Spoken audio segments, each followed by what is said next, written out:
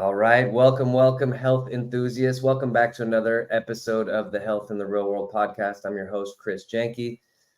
We'll call me the go-to guy for waving goodbye to that chronic back pain with those stretches and exercises. And then today, we have a familiar face on the podcast. We have Powerhouse, Randy Herring. Randy has been on, I think, 2 other times, maybe even more, but I'm pretty sure at least twice. So whether you're a fitness fanatic or someone on a quest for just healthier habits overall, Randy definitely has that wisdom to guide you.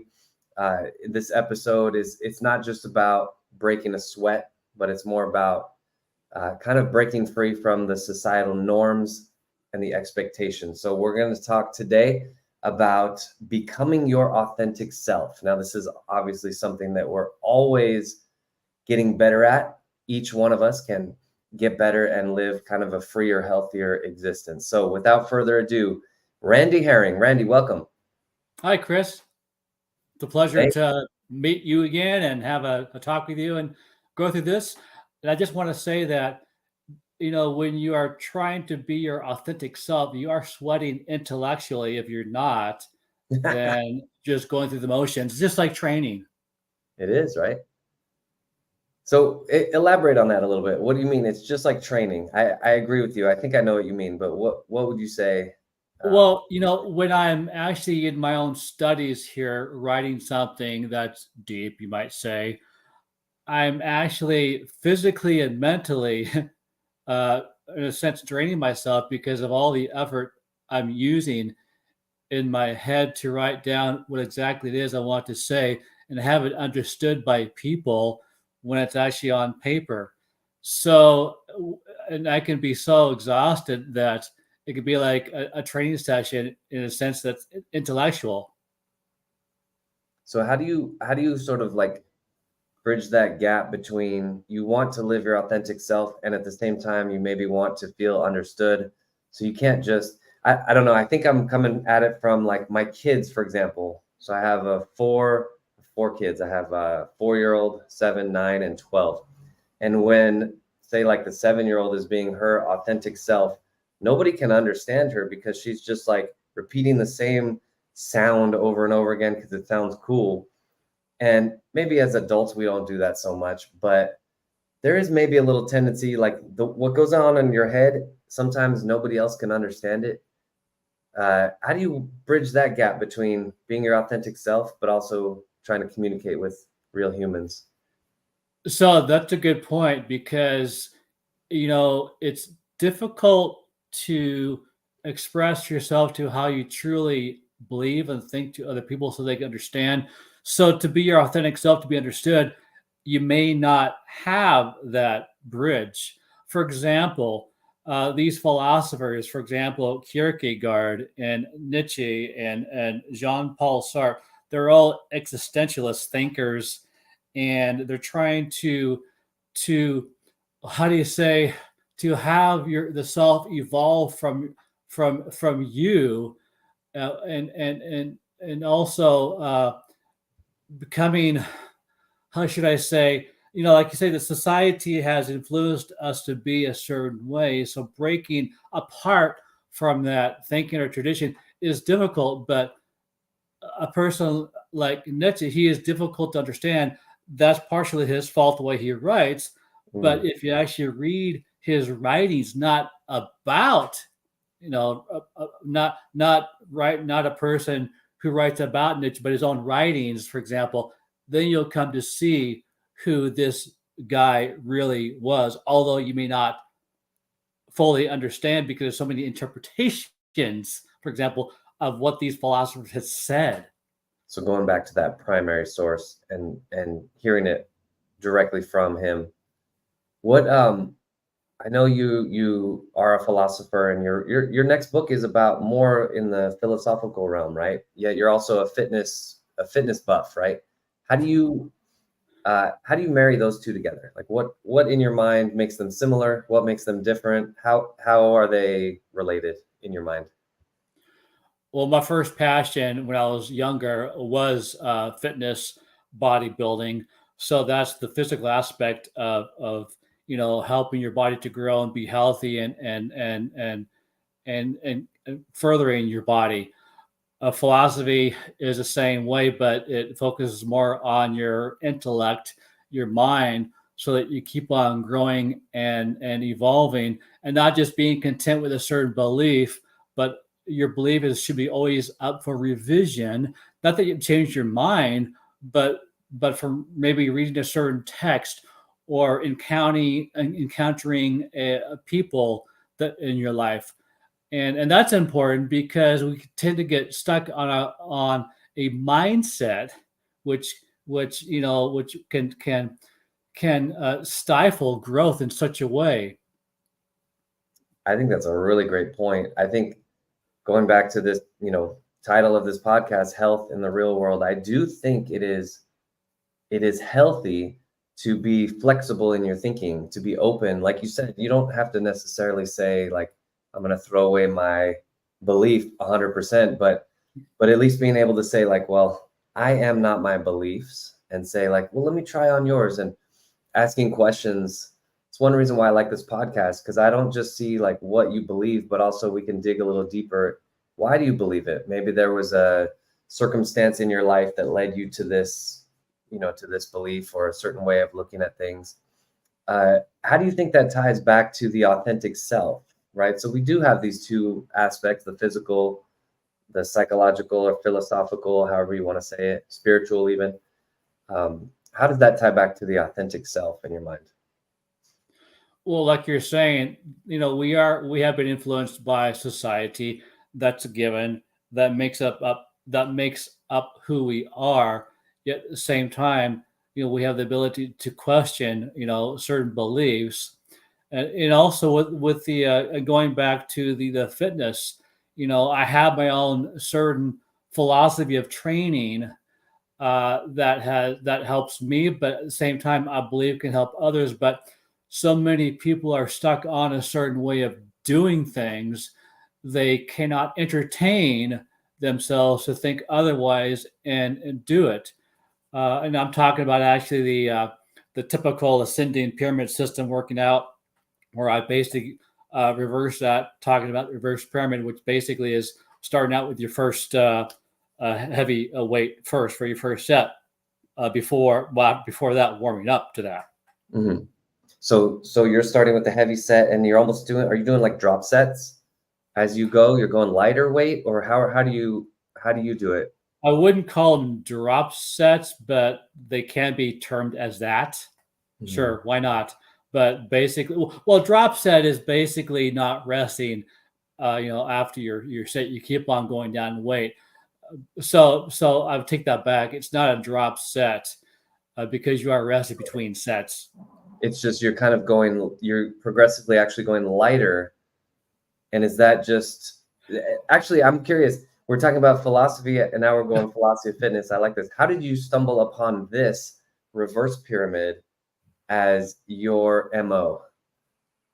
Interesting you asked me that, because it's I've been doing it for the past 20 years, and I believe it was 20 years ago. I don't know how, but to me, it made more sense, more efficient, starting out with your heavyweight first. Yeah. But then again, the warm up is might warm up, for example, chest. Doing your chest, for example, it might take like a 10 or 15-minute warm up. Those aren't your real sets, though. A lot of people may not like that. But the reverse pyramid, basically, it starts with the heavy weight first, goes down, and actually is more efficient, and it's actually quicker. It's actually psychologically easier physically, because you're going lighter. Mm. You're going lighter after the initial set, you mean? Exactly, yeah. And the last set would be your easiest set, doing more reps, but still it's difficult. But you're taxing out your body, and just only, like, for example, 3 sets, as I outlined in my book, The Fitness Mindset. Nice. Yeah, and thank you for sending me that book. I do have a copy of that. I do recommend Randy's book. Okay, so you have the reverse pyramid. I love breaking this down. So it makes a lot of sense though, right? You do need the warm up, but what a lot of people do with the pyramid is they actually end up using the initial sets of the pyramid as a warm up, so they're not going as heavy as they could be anyway, right? And so Yeah, what you're saying, do a proper warm up, make sure you're good and ready, go heavy, you're going to tax your nervous system, and then you're doing your more time under tension, you're doing more volume, things like that, when you don't need to be as fresh necessarily. Is that like a pretty good summary? correct. Yeah. So your first initial warm ups, those sets don't count because it just warms the body up, and that's important too because studies have indicated, through warming your body up, your body becomes more efficient and through the exercise. Uh, and when you start heavy, when you go down, I mean, the last thing you want to do is another set after 3 sets. If you've done like 2 sets and you feel tired and exhausted, then that's it. Move forward, move on to the next exercise. That's the point of it. It's very time efficient and energy efficient system.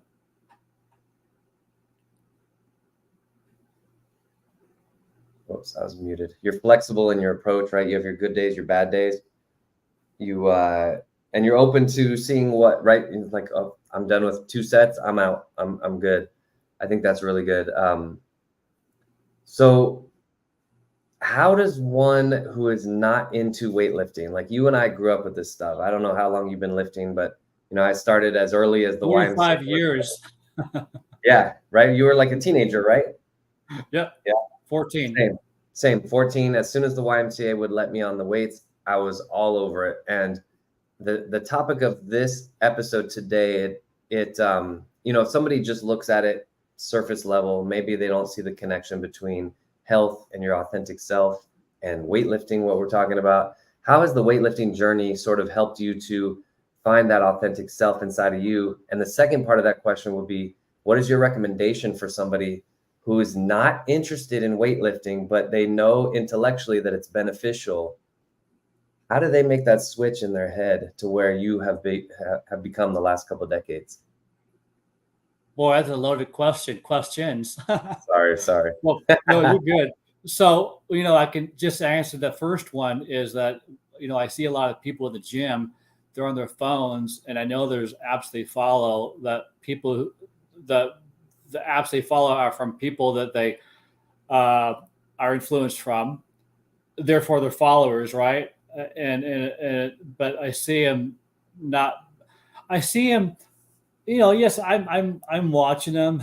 Well, I'm not really because I'm working on doing my own thing here. But it can be unavoidable not watching people go through the motions, look at their phone here, and I can see some people looking at their apps, what to do. It's a break away from that, and and focus on maybe something different. Maybe it might be more helpful. Maybe people go to the gym also to socialize. I understand that, but you're there to exercise. Now, to answer your other question, if I recall, it is so. If you want to be your authentic self intellectually, well, then step out of your own. For example, leave home, right? Step out of your own comfort zone. You hear that a lot, right? But leave home. Question what you've been taught, and there's a reason why I say that too, because I had my own, I would say, my intellectual conversion back in 1988 is when I look at it. Mm-hmm. What happened in 1988? So I'll try and make this short. Okay. But I was in Japan as a missionary working for the church I used to belong to, and I was reading Aristotle's Ethics, but that wasn't my conversion. I was actually reading Nietzsche's last 3 books he ever wrote, and that influenced my way of thinking otherwise. Now, when you read a book by Nietzsche, you can agree with him and disagree violently, because sometimes I just felt like throwing the book across the room. It's like, no way. Yeah. But it's another perspective, and that's actually what he teaches, Nietzsche.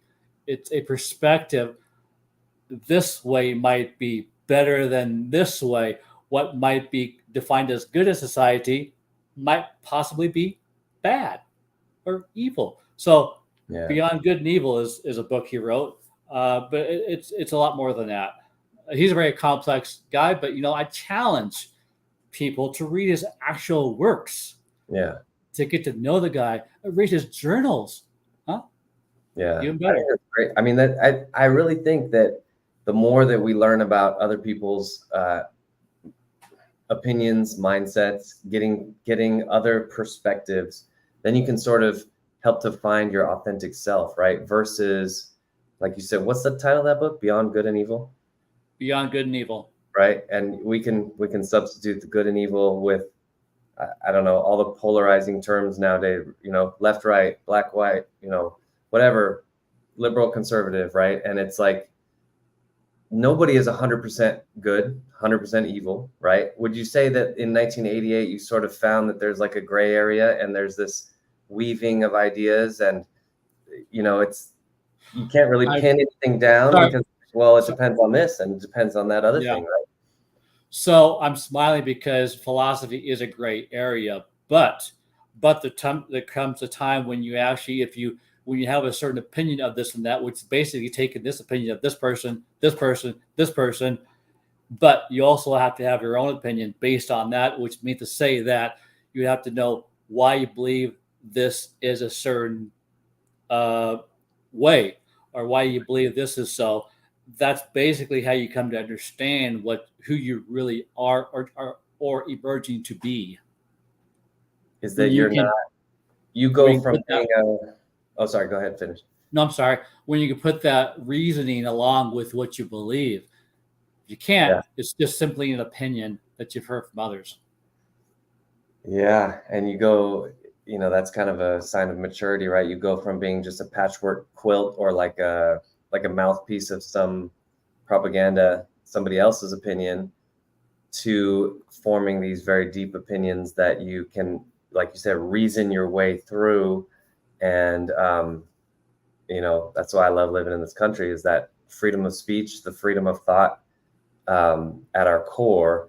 And it's great. Like, just the fact that you and I can speak here and we're bouncing ideas off each other. Each of us is going to be very slightly changed after this conversation. And, we can make our own decisions as far as what we want to believe.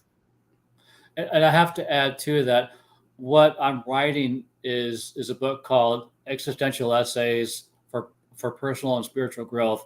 I wrote these essays when I was 25 to 30 years old, most of the time in Japan and sometimes in the States. But I've been writing an afterword to those essays, which is pretty extensive because the world has changed in the past 35 years. So I'm writing in such a way that's organized based on another idea from another philosopher who's kind of guiding my way through this. So hopefully the book will be out 6 months, maybe. Nice. Well, when it is, you should come back on the show and we can do a promo and just like dive inside of it and check out different parts. You said you have a new website. I want to talk about that, because how do people get your first book, your fitness book? Well, they can get the Fitness Mindset book on the fitnessmindsetbook.com, and they can read about it, where to go, Amazon, Barnes & Noble, whatnot. And I just decided to buy another domain name site, randymherring.com. Nice. And I just got that just actually today, and nothing's on there. But if people want to know who I am or who I'm trying to be your authentic self is difficult in this world because this world is noisy. Yeah. And it's very hard to find your own voice. And I say that because to find your authentic self, you actually have to have feelings of a certain mission that can help guide your behavior in that direction. So I think I found mine through fitness and also through philosophy. and I am always working on that, and always trying to grow, mentally, intellectually, physically, and spiritually. It's all woven together. For sure. Wow. I love that. Finding your mission. You have these two main avenues by which you've been able to find your mission, fitness and philosophy.